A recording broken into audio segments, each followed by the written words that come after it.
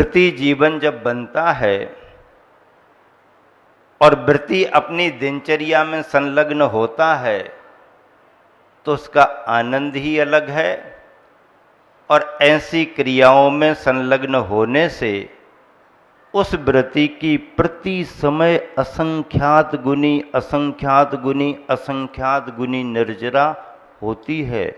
सम्यक दृष्टे है, सम्यक दृष्टि को प्रथम लिया है, लेकिन केवल उत्पत्ति के काल में। गुरुवर आचार्य श्री क्या कहते कि जिस दिन बच्चे का जन्म हुआ बाजे बजवा लो, रोज रोज थोड़ी बजवाएंगे बाजे। सम्यक दर्शन जिस समय उत्पन्न हुआ संख्यात गुनी निर्जरा, लेकिन रोज रोज नहीं, रोज रोज सीमित। लेकिन वृत्ति बनने पर, प्रतिमाधारी वृत्ति बनने पर, पांचवा गुण स्थान आते ही प्रति समय असंख्यात गुनी गुणोत्क्रम से सम्यक दृष्टि वृत्ति ही, ये वृत्ति आ गया। फिर उसके बाद में धीरे धीरे क्रम बढ़ते हैं। वृत्ति की बात चल रही, दूसरी प्रतिमा की बात चल रही। शिविर में अपन को सारी प्रतिमाएं एक ही शिविर में नहीं पढ़ना। क्या जैसे मंदिर में जाते हैं सभी भगवान के दर्शन करते लेकिन पूजा एक जगह करते है ना, मन लगा करके पूजा एक जगह, बाकी सबकी वंदना। तो ऐसे ही नाम सबके गिन लो, स्वरूप सबके समझ लो, लेकिन अच्छे से तो एक दो प्रतिमा को समझना है। अगले शिविर में फिर अगली प्रतिमा, अगले शिविर में फिर अगली प्रतिमा है। दोनों प्रतिमाओं के बारे में मैं आपको बताता हूं। एक शुद्ध भोजन की बात बता रहा हूं। थुबोंजी में सन 1987 में चातुर्मास आचार्य श्री का चल रहा था। सुबह सुबह ये सभी आरिकाएं जब वंदना करने को आई, थुबोंजी की चर्चा आचार्य श्री की कर रही थी। मन सब वहां पहुंच गया, कैसे कैसे चतुर्मास हुआ, आचार्य श्री कैसे कैसे अस्वस्थ हुए, आदि आदि। तो उस समय जब अधिवेशन चल रहा था कुंद कुंद द्विसहस्राब्दी समारोह का, साहू अशोक कुमार जी मुख्य अतिथि के रूप में तीर्थ क्षेत्र कमेटी के अध्यक्ष होने के नाते अपनी कमेटी के साथ वहां उपस्थित थे। उनका मन हुआ आचार्य श्री को आहार दान देना है। उन्होंने कमेटी वालों से भाव भी रखा, कहीं ऐसा कुछ हो सकता है क्या। कमेटी वालों ने हाथ खड़े कर लिए, बोले भाई ये गुरुजी का मामला है, हम बाहर का प्रबंध तो कर सकते हैं, जैसा अजय अहिंसा गाता है ना कि ये दरवाजे वो दरवाजे ऐसा वैसा है, तो वहाँ हमारा कुछ नहीं चलेगा। मेरे को जानकारी मिली, मेरे को बड़ी प्रसन्नता हुई। साहू जी ने अगर भाव किया है तो उनको मौका मिलना चाहिए, बार बार आते नहीं हैं, बार बार अवसर नहीं मिलते। धीरे धीरे करके आचार्य श्री के कानों तक बात भेजाई। आचार्य श्री सीरियस हुए, फिर कहने लगे वो आहार देना तो चाहते हैं लेकिन उनको ये कहना पड़ेगा ना। आचार्य श्री क्या, अरे समझते नहीं आप लोग। उन्होंने कहा और आप सीधे आ गए। उनका कोरोना कंपनी में, कैरोना कंपनी आती ना, पुरानी कैरोना कंपनी, जूते बनते, उसमें उनके शेयर हैं, शेयर। अरे मुझे लगा आचार्य श्री कहाँ कहाँ का पता लगाए रखते हैं, वो चमड़े के बनते हैं, उस कंपनी में इनका शेयर है, कैसे हाल लेंगे इनसे। अरे मैंने कहा ये बात तो बहुत अच्छी, गलती हो जाती। तो बोले उनको संकेत दो। संकेत दिया। अब संकेत ये मिला कि आप आहार नहीं दे सकते। साहू जी ये सोच करके बड़े दुखी हुए। इस वजह से तुरंत आचार्य श्री के पास, चलो महाराज जी चलो, चलो आओ, बिठा ला। क्या भावना है? ये भावना, देख लो मामला ठीक नहीं है। आचार्य श्री मैं समझ गया, आज से ही यहीं पर मैं संकल्प लेता हूं, हमारे इस कंपनी में जितने भी शेयर है मैं समाप्त करता हूं। उन्होंने प्रतिज्ञा ली, इतना बड़ा संकल्प, इतना बड़ा त्याग, बिना कोई पूछताछ के। और उन्होंने वहां पर कोरोना कंपनी से अपने शेयर खत्म करने का नियम लिया।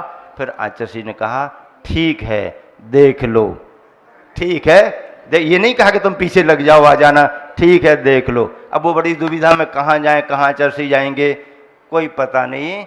उनको ये व्यवस्था दी कि आचार्य श्री जहाँ पड़गेंगे आप धीरे से पहुँच जाना। 16 पहन करके तैयार, आचार्य श्री का पड़गाहन हुआ।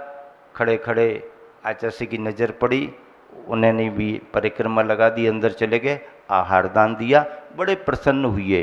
फिर उस दिन उन्होंने क्या किया, आचार्य को छोड़ने के बाद में उनके लिए कमेटी वाले, चलो आपका भोजन, चलो। आप बोले नहीं, आज मैंने संकल्प ले लिया है कि जिस चौके में गुरुदेव को आहार दान दिया है उसी चौके में मैं प्रसाद मान करके भोजन ग्रहण करूंगा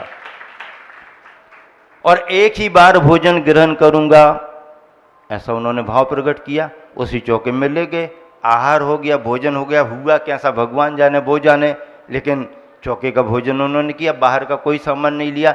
जब अधिवेशन में अध्यक्षीय भाषण करने को वो खड़े हुए तो उन्होंने कहा कि मैंने जीवन में पहली बार आहार का दान दिया है और इतने बड़े आचार्य से मेरी शुरुआत हुई आहार दान की, और आज मैंने उसी चौके में भोजन ग्रहण किया, पहली बार ऐसा भोजन ग्रहण किया, बिना नमक वाला, बिना मीठा वाला, ये नहीं वो नहीं, सीधा सादा फीका फाका, कोई मिर्च मसाले नहीं।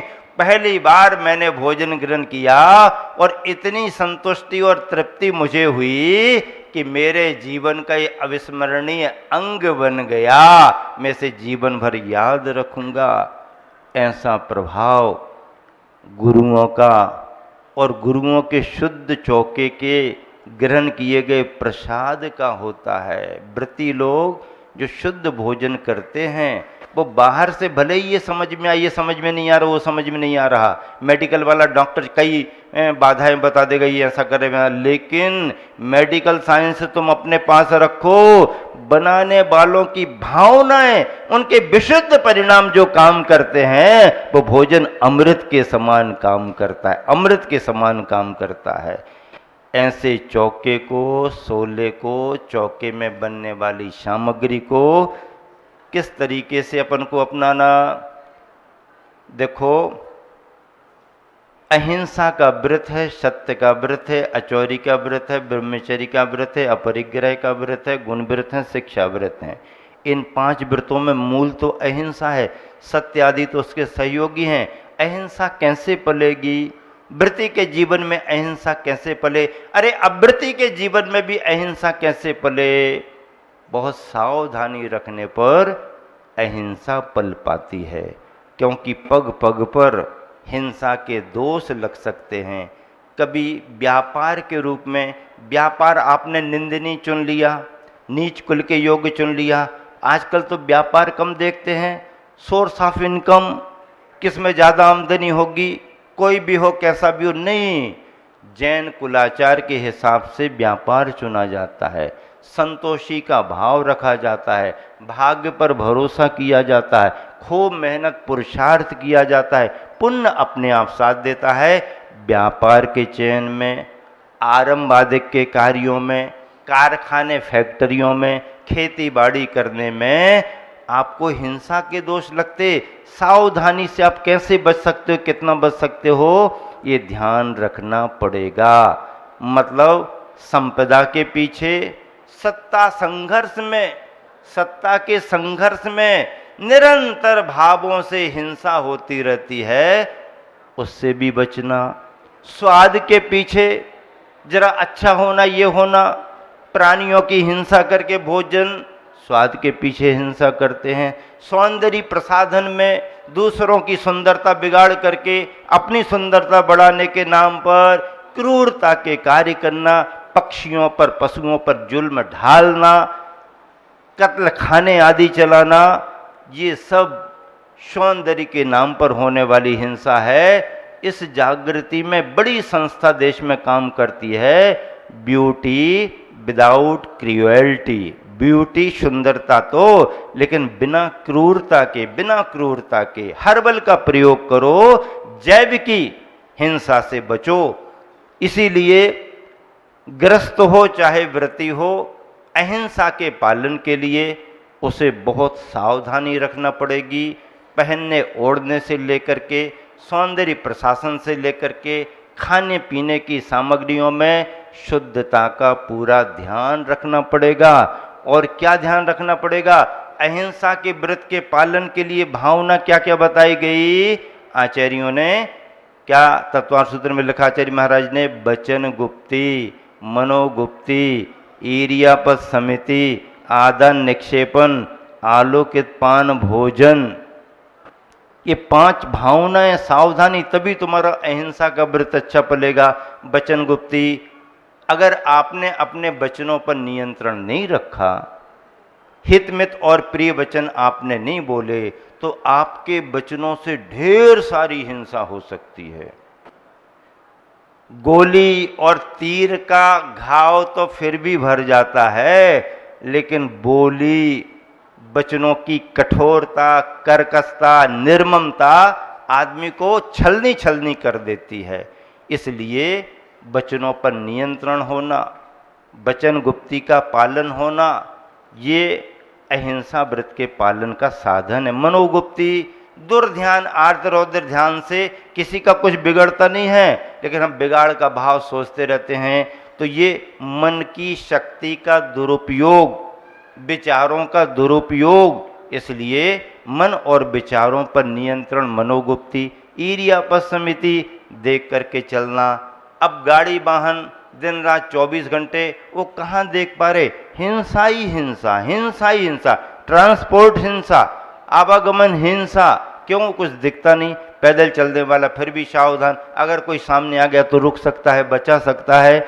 ईर्यापद समिति, देखभाल करके चलना, सावधानी से चलना, सामने वाले की रक्षा भी होगी और तुम्हारी भी सुरक्षा होगी।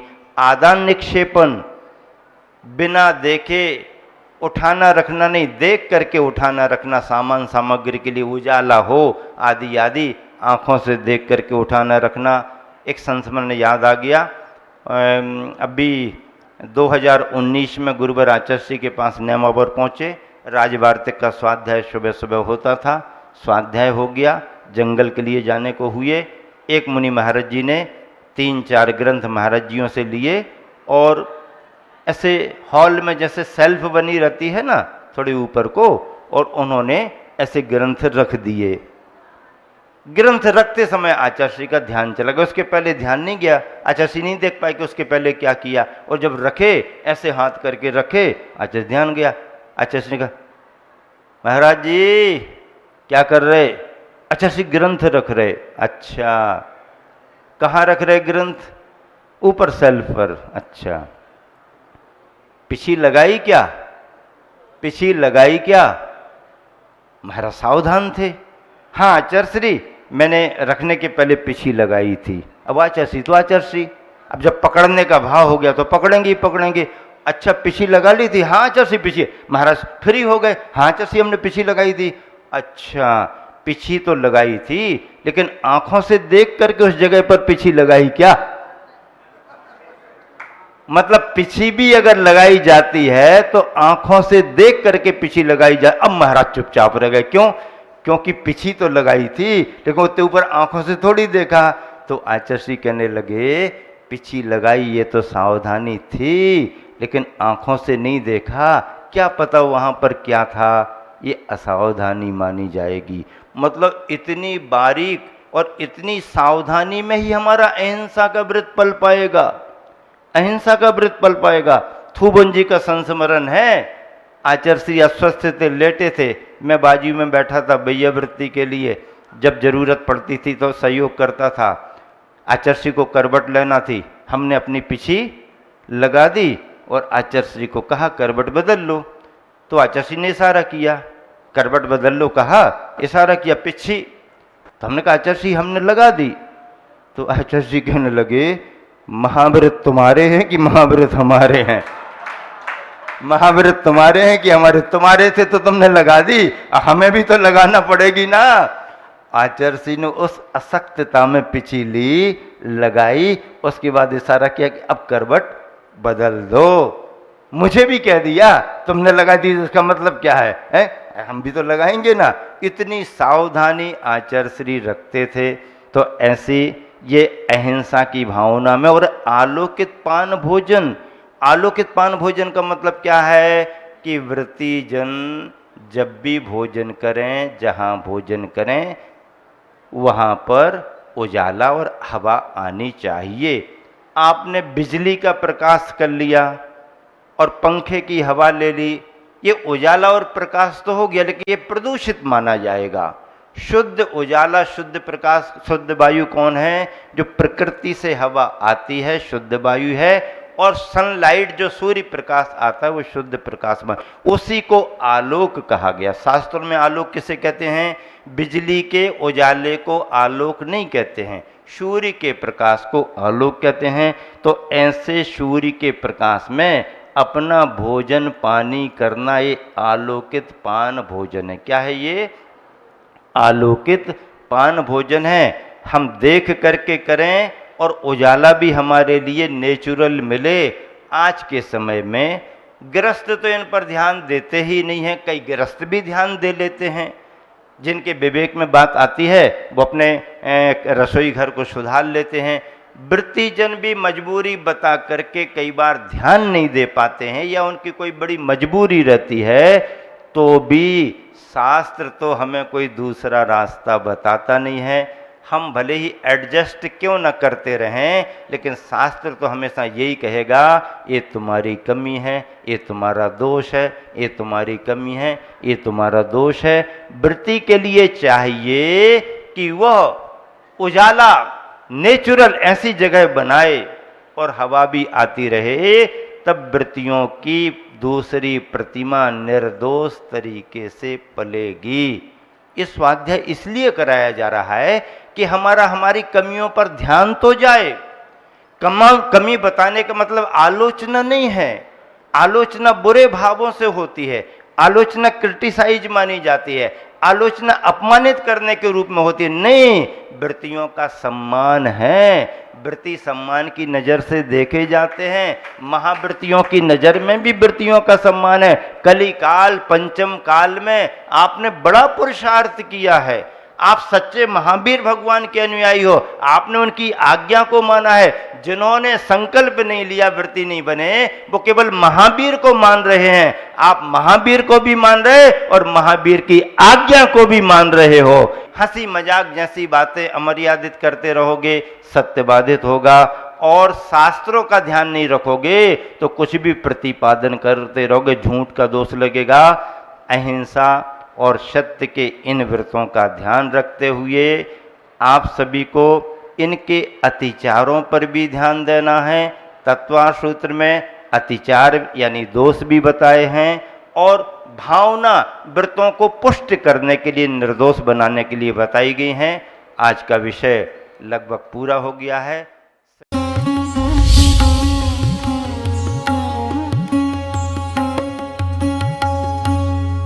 हर सुबह एक अवसर है अपने